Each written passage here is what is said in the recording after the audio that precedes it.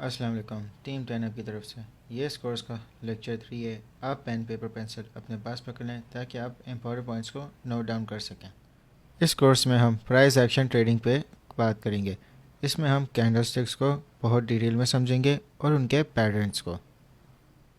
Patterns 3 type के होते हैं: बुलिश पैटर्न्स, न्यूट्रल पैटर्न्स और बेरिश पैटर्न्स। हम इन सब पैटर्न्स को बहुत डिटेल में डिस्कस करेंगे, मगर उससे पहले मैं आपको बेसिक कैंडल्स का कॉन्सेप्ट चार्ट पे दिखा देता हूँ। कैंडल्स 2 तरह की होती हैं, जैसे कि मैंने इनको ड्रॉ किया है। एक ग्रीन कैंडल होती है और रेड कैंडल होती है। ग्रीन कैंडल का मतलब है कि बुलिश है, रेड कैंडल का मतलब बेरिश है। टेक्निकली ये बात 50% सही है और 50% बात गलत है। आप नहीं डिसाइड कर सकते कि ये बुलिश है या बेरिश है। मैं आपको इसको डिटेल में बताता हूँ। हर कैंडल की बॉडी होती है और विक होती है, उसके टॉप पे होती है और बॉटम पे। मैं आपको ड्रॉ करके बताता हूँ। ये इस तरह हर कैंडल आपको नॉर्मली नज़र आएगी। हर कैंडल में बॉडी होती है और उस बॉडी का अपर पार्ट हाई होता है और लोअर पार्ट लो होता है। और इसी तरह जो उसकी ऊपर वाली विक होती है उसको अपर विक बोलते हैं और जो नीचे वाली विक होती है उसको बोलते हैं लोअर विक। ग्रीन कैंडल आपकी बुलिश कैंडल होगी, रेड कैंडल आपकी बेरिश कैंडल होगी। जो ग्रीन कैंडल है वो नीचे से स्टार्ट होती है और ऊपर जाके ख़त्म होती है। जो रेड कैंडल है वो ऊपर से स्टार्ट होती है और नीचे जाके ख़त्म होती है। अगर मैं आपको इनके बॉडी के हिसाब से बताऊं तो ये इस तरह शुरू होती है। ग्रीन इस तरह ऊपर जाके क्लोज़ होती है, रेड ऊपर जाके नीचे क्लोज़ होती है। दोस्तों अब बात करते हैं कि ये अपर विक और लोअर विक कैसे फॉर्म होती हैं। अगर आप नॉर्मल चार्ट देखें तो आपको हर कैंडल में ये विक नज़र आएगी। दोस्तों विक की फॉर्मेशन समझने के लिए मैंने आपके लिए एक एग्जांपल बनाया। अब जैसे ये कैंडल है, इसका प्राइस $3 पे ओपन हुआ था, फिर ये $5 तक गया, फिर ये इसके बाद $8 तक भी गया। फिर उसके बाद बेयर्स एंटर हुए, इसका प्राइस फिर $8 से $1 तक गिरा, फिर उसके बाद दोबारा बुल्स आए, फिर उसका प्राइस $5 तक ले गए और यहाँ पे कैंडल क्लोज़ हो गई। तो जो $8 की प्राइस गई थी वो विक के थ्रू इसका मूवमेंट आपको पता चलता है, और जो $1 की प्राइस गिरी थी वो लोअर विक से आपको पता चल रहा है। तो अगर जो ग्रीन कैंडल होती है उसकी ओपनिंग नीचे से शुरू होती है और ऊपर जाके क्लोजिंग होती है। जो रेड कैंडल होती है उसकी ओपनिंग ऊपर से शुरू होती है और नीचे जाके क्लोजिंग होती है। दोस्तों आप इसका स्क्रीनशॉट ले लो या आप अपने नोट्स में इसको ड्रॉ कर लो, ये बहुत इंपॉर्टेंट है। इससे आपको समझ आएगा कि कैंडल्स क्या होती हैं, इनकी फॉर्मेशन कैसे होती है। दोस्तों अब मैं आपको बताता हूँ कि इनके पैटर्न्स कैसे होते हैं। मगर आपने एक चीज़ याद रखनी है कि जो पैटर्न्स हैं आप इनको 80% आप इन पे यकीन रख सकते हो कि हाँ ये पैटर्न इस तरह फॉर्म होगा, मगर हमेशा 20% फेलियर का चांस होता है। तो आप किसी भी चीज़ पे 100% रिलाई नहीं कर सकते, क्योंकि ये जो कैंडल्स होती हैं ये ह्यूमन बिहेवियर को रिफ्लेक्ट करी हैं। आप ह्यूमन बिहेवियर को प्रेडिक्ट कर सकते हो, मगर आप कभी भी नहीं जान सकते कि अगले ह्यूमन के दिमाग में क्या चल रहा है। तभी सिर्फ आप प्रेडिक्ट कर सकते हो, आप 100% अश्योरिटी से अपनी प्रेडिक्शन को नहीं कर सकते। तभी आपने हमेशा लॉस के लिए तैयार रहना है। अगर आप लॉस के लिए तैयार हो गए तो आपको रिवॉर्ड खुद ही मिल जाएगा। दोस्तों अब मैं आपको पैटर्न्स के बारे में बताता हूँ। अब आपको ये बहुत सारे पैटर्न्स नज़र आएंगे। आपने इनके नाम को याद नहीं करना, आपने ये समझना है कि ये पैटर्न्स फॉर्म कैसे होते हैं। दोस्तों सबसे वाला पैटर्न हम हैमर पे बात करते हैं। मैं इसको जूम कर लेता हूँ ताकि आपको समझने में आसानी हो। दोस्तों अगर आप हैमर पैटर्न को देखो तो आपको मिड में एक कैंडल नज़र आएगी जो बिल्कुल हैमर की शेप में होगी, हथौड़े जैसी। इसकी जो बॉडी है वो इसकी लोअर विक से काफ़ी छोटी है।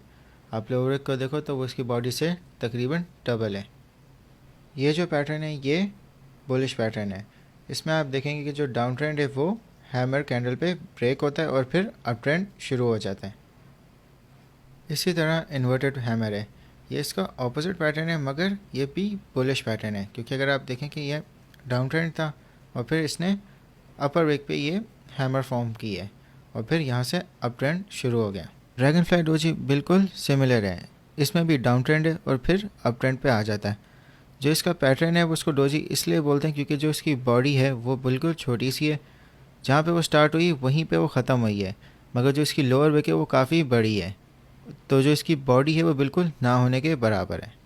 जो बुलिश स्पिनिंग टॉप होता है उसमें जो बॉडी होती है वो बिल्कुल इक्वल साइज़ की होती है। अपर से भी लोअर से भी, और जो इनकी अपर और लोअर विक होती है वो भी बिल्कुल सेम साइज़ की होती हैं। फिर दोस्तों बुलिश किकर में आपको एक बुलिश कैंडल नज़र आएगी, फिर उसके बाद इमीडिएटली दोबारा से एक बुलिश कैंडल होगी।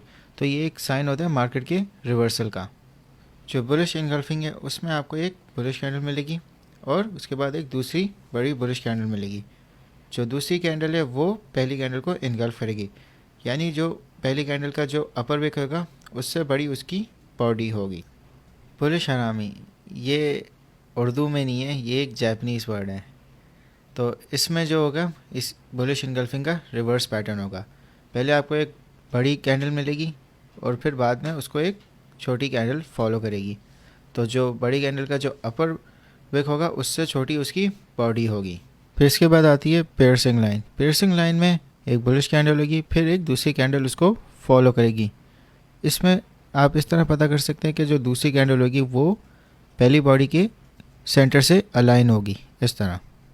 फिर उसके बाद आपको ट्विस्टर बॉटम मिलेगा। इसमें ये दोनों कैंडल्स हैं, आप इसको इस तरह पता कर सकते हैं कि जो इनका बॉटम होगा वो बिल्कुल इक्वल होगा। दोस्तों इसके बाद 3 कैंडल पैटर्न्स देखते हैं। मॉर्निंग स्टार में आपको पहले एक बड़ी बुलिश कैंडल नज़र आएगी, उसके बाद एक छोटी कैंडल नज़र आएगी। यह आपका बुलिश स्पिनिंग टॉप भी हो सकता है या डोजी हो सकता है। फिर उसके बाद आपको जो थर्ड कैंडल नज़र आएगी वो एक बुलिश कैंडल होगी, ये इस मिड कैंडल से बड़ी होगी। फिर इसके बाद आती है बुलिश अबैंडन बेबी। इसमें आपको 2 सिमिलर बुलिश कैंडल्स मिलेंगी और उसके बीच में आपको एक हैमर पैटर्न नज़र आएगा। फिर इसके बाद आती है 3 वाइट सोल्जर। इसमें आपको एक स्ट्रेट लाइन में 3 बुलिश कैंडल्स नज़र आएंगी जो एक दूसरे से बड़ी होंगी। फिर उसके बाद आपको 3 लाइन स्ट्राइक, आपको 3 कंसेक्यूटिव डाउन ट्रेंड की कैंडल्स नज़र आएंगी, फिर एक बड़ी बुलिश कैंडल नज़र आएगी। फिर उसके बाद आपको मॉर्निंग डोजी स्टार। इसमें आपको 3 कैंडल्स नज़र आएंगी, मिड में एक डोजी होगा। आपने ये देखने के जो 3 कैंडल्स हैं इनका जो ग्राउंड है, इनका जो बॉटम है वो बिल्कुल सेम है। फिर उसके बाद है 3 आउटसाइड अप और 3 इनसाइड अप। ये पैटर्न्स आपको ज़्यादातर चार्ट्स पे नज़र नहीं आते हैं, मगर मैं फिर भी एक्सप्लेन कर देता हूँ। इसमें आपको 3 कंसेक्यूटिव बुलिश कैंडल्स नज़र आएंगी। 3 अपसाइड अप में आपको पहले एक छोटी कैंडल नज़र आएगी और 2 बड़ी कैंडल्स। 3 इनसाइड अप में आपको पहले एक बड़ी बुलिश कैंडल नज़र आएगी और मिड में एक छोटी कैंडल नज़र आएगी, फिर वापस आपको एक बड़ी कैंडल नज़र आएगी। अब जो बेरिश कैंडलस्टिक पैटर्न्स है वो आपको बुलिश कैंडलस्टिक पैटर्न्स के रिवर्स होंगे। जैसे हैमर है उसका ऑपोजिट हैंगिंग मैन है, आपको एक ऑपोजिट हैमर नज़र आएगी। जैसे इन्वर्टेड हैमर है, इसी तरह शूटिंग स्टार है। अगर आप 2 कैंडल पैटर्न्स भी देखें तो बुलिश किकर है, उसका रिवर्स बेरिश किकर है। 3 कैंडल पैटर्न्स में आपको भी सिमिलर इनके रिवर्स पैटर्न्स नज़र आएंगे। तो आपने बुलिश कैंडल पैटर्न्स को अच्छे से आप याद कर लेंगे और समझ लेंगे तो उनके ऑपोजिट आपको बेरिश कैंडल पैटर्न्स भी समझ आ जाएंगे। दोस्तों जो न्यूट्रल बेसिक पैटर्न्स होते हैं ये ज़्यादातर आपको चार्ट्स पे नज़र नहीं आते हैं। जैसे इसका डोजी, ये एक डबल डोजी है। इनमें जो प्राइस मूवमेंट है वो बिल्कुल न्यूट्रल रहती है। अब स्पिनिंग टॉप है, एक तरफ बुलिश स्पिनिंग टॉप होगा और एक तरफ बेरिश स्पिनिंग टॉप होगा। अब मारूबोजो में सिंपली अपर और लोअर विक्स नहीं होती, दोनों कैंडल्स में आप देख सकते हैं। अगर आप स्टार में देखें तो सिंपली पैटर्न एक रिपीट हो रहा है, प्राइस मूवमेंट कोई भी नहीं हो रही। तो जो न्यूट्रल बेसिक पैटर्न्स है ये बहुत ही रेयर होते हैं, मार्केट में हमेशा कुछ ना कुछ मूवमेंट हो रही होती है। दोस्तों अब मैं आपको बताता हूँ कि रिवर्सल कैंडल्स कौन कौन सी होती हैं और जो सबसे इम्पॉर्टेंट है।